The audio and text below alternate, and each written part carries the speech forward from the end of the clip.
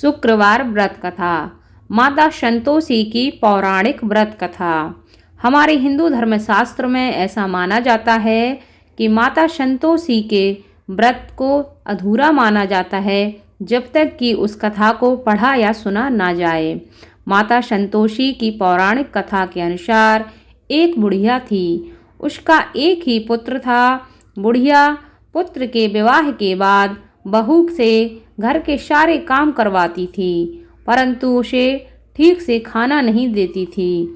यह सब लड़का देखता पर माँ से कुछ भी नहीं कह पाता था। बहू दिन भर काम में लगी रहती थी।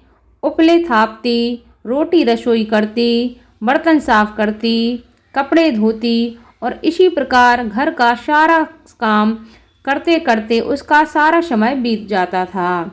काफ़ी सोच विचार कर एक दिन लड़का माँ से बोला, माँ मैं परदेश जा रहा हूँ। माँ को बेटे की बात पसंद आ गई तथा उसे जाने की आज्ञा उसकी माँ ने दे दी। इसके बाद वह अपनी पत्नी के पास जाकर बोला, मैं परदेश जा रहा हूँ, अपनी कुछ निशानी दे दो। बहू बोली, मेरे पास तो निशानी देने योग कुछ भी नहीं है। यह कहकर वह पति के चरणों में गिरकर रोने लगी। इससे पति के जूतों पर गोबर से सने हाथों से छाप बन गई। पुत्र के जाने के बाद सास के अत्याचार दिन प्रतिदिन बढ़ने लगे। एक दिन बहू दुखी होकर मंदिर चली गई। वहां उसने देखा कि बहुत सी स्त्रियां पूजा कर रही थीं। उसने स्त्रियों से व्रत के बारे में जानकारी ली तो वह बोली कि हम संतोषी माता का व्रत कर रहे हैं। इससे सभी प्रकार के कष्टों का नाश होता है और व्यक्ति की समस्त प्रकार की मनोकामनाएं पूरी होती हैं।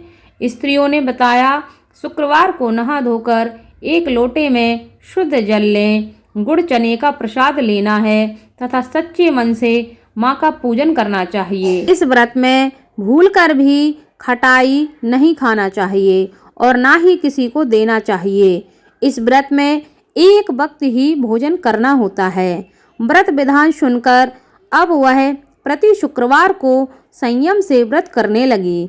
माता की कृपा से कुछ दिनों के बाद पति का पत्र आया। कुछ दिनों बाद पैसे भी आ गए।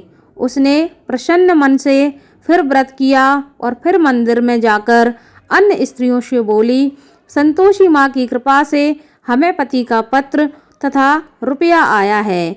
अन्य सभी स्त्रियां भी श्रद्धा से व्रत करने लगीं।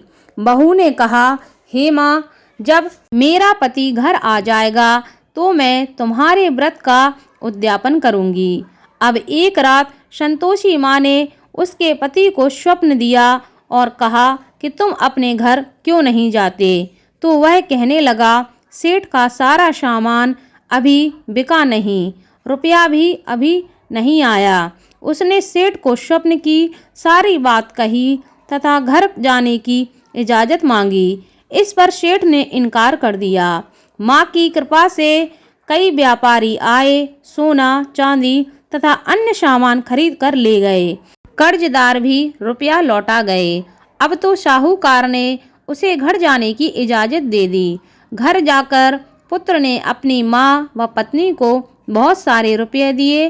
पत्नी ने कहा कि मुझे माता संतोषी के व्रत का उद्यापन करना है। उसने सभी को न्योता दे उद्यापन की सारी तैयारी की।